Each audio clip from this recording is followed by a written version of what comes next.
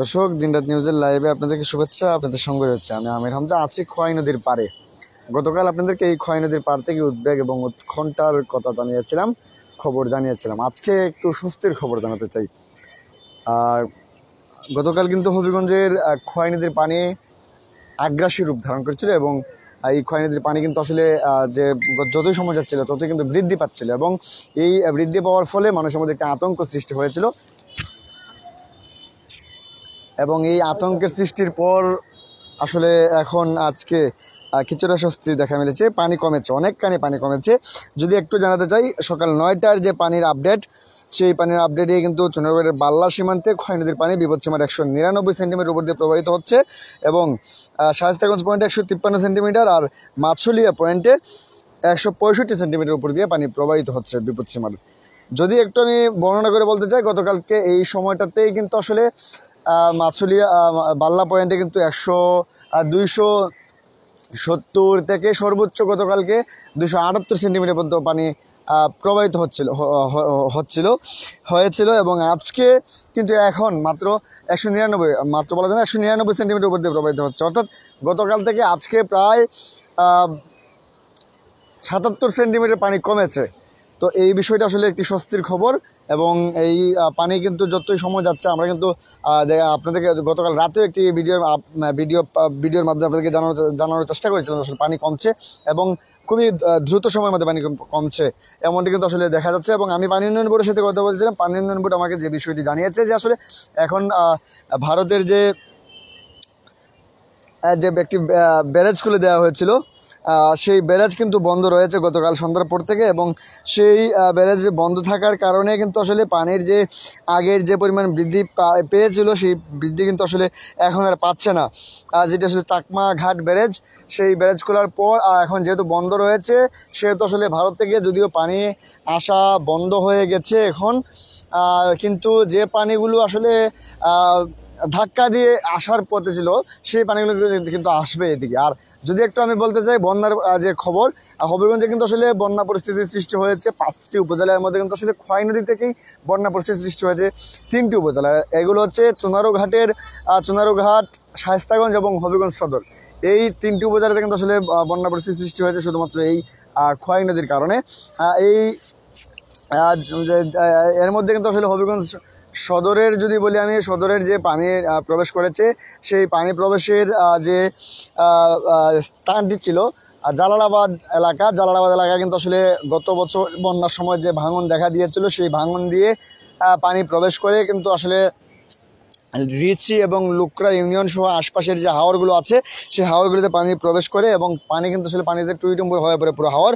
এবং এরপর কিন্তু আসলে শহরতলির যে গ্রামগুলো আছে, গতকালকে আমরা দেখেছি জালালাবাদ, সুলতান মাহমুদপুর সহ এর আশপাশের যে গ্রামগুলো আছে শহরতলির, সেই গ্রামগুলোতে কিন্তু আসলে লোকালয়ে পানি প্রবেশ করতে শুরু করে। এবং গতকালকে আমরা যে বিষয়টি দেখেছি, গতকাল রাতে কিন্তু আসলে আমরা দেখেছি কোমর পানি পর্যন্ত, কোথাও সাঁতার পানি কিন্তু আসলে অবস্থা হয়ে গিয়েছিল এই জালালাবাদের আশপাশের যে পুরানগাঁও সহ এই এলাকার গ্রামগুলিতে। এবং আমরা কিন্তু দেখেছি গতকাল রাতে কিন্তু অনেকেই কিন্তু আশ্রয়কেন্দ্রে এসেছিলেন। আমরা আপনাদেরকে সেই আশ্রয়কেন্দ্রের চিত্রটি কিন্তু আসলে তুলে ধরার চেষ্টা করেছিলাম আপনাদের মাঝে নিউজের মাধ্যমে।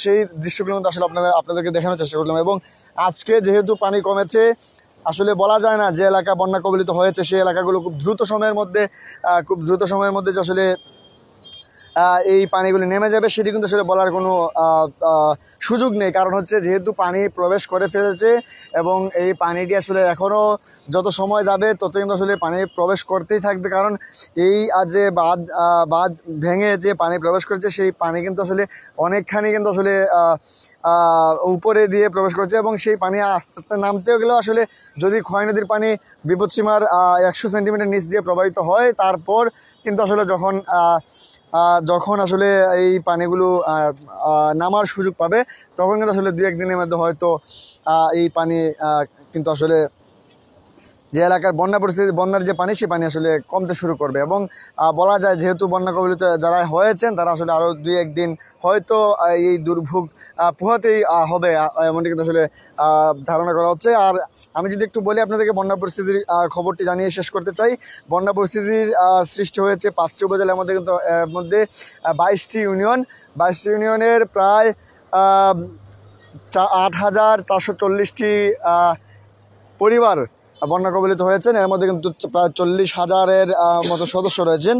আর যদি একটু বলি যে এখন পর্যন্ত তাদেরকে আমরা দেখেছি বিভিন্ন সংগঠন, বিভিন্ন সংস্থা বা বিভিন্ন রাজনৈতিক দলের পক্ষ থেকে তাদের যারা বন্যা কবলিত আছেন তাদেরকে উদ্ধার করে আশ্রয়কেন্দ্রে নিয়ে যাওয়া বা তাদের যে মালামাল সেই মালামালগুলো আশ্রয়কেন্দ্রে নিয়ে যাওয়ার জন্য সহযোগিতা করেছেন। পাশাপাশি অনেকটি আমরা দেখেছি তাদেরকে ত্রাণ সহযোগিতা করতে দেখেছি। এবং সরকারের পক্ষ থেকে কিন্তু আসলে আমরা যেটুকু জানতে পেরেছি পর্যাপ্ত পরিমাণ ত্রাণ সহায়তা ইতিমধ্যেই তাদের কাছে এসেছে। তারা আজকে থেকে বিতরণ শুরু করবেন। এবং যদি বলি একটু আপনাদেরকে যে জেলা প্রশাসক আমাকে জানিয়েছেন, এছাড়া তাদের যে আরও যে অন্যান্য টিম, মেডিকেল টিম সহ অন্যান্য টিম, সেই টিমগুলো কিন্তু আসলে মাঠে কাজ করছে এবং তারা নিরবিচ্ছিন্নভাবে যাতে আসলে যারা বন্যা কবলিত তাদেরকে সেবা দেওয়া যায় এবং যাতে মানুষের ভোগান্তি কমানো যায় সেই জন্য তারা আসলে মাঠে কাজ করছেন। পাশাপাশি যেটি আমরা একটু আমাকে আরও জানিয়েছেন যে এখন পর্যন্ত 140 জন মানুষ আশ্রয়কেন্দ্রে আশ্রয় নিয়েছেন এবং 116টি আশ্রয়কেন্দ্র ইতিমধ্যে কিন্তু খোলা হয়েছে। এর মধ্যে 140 জন মানুষ এখন পর্যন্ত আশ্রয় নিয়েছেন। দর্শক, আসলে এই ছিল আমাদের কাছে এখন পর্যন্ত হবিগঞ্জের যে খোয়াই নদীর পানির সবশেষ খবর এবং বন্যা পরিস্থিতির সবশেষ খবর।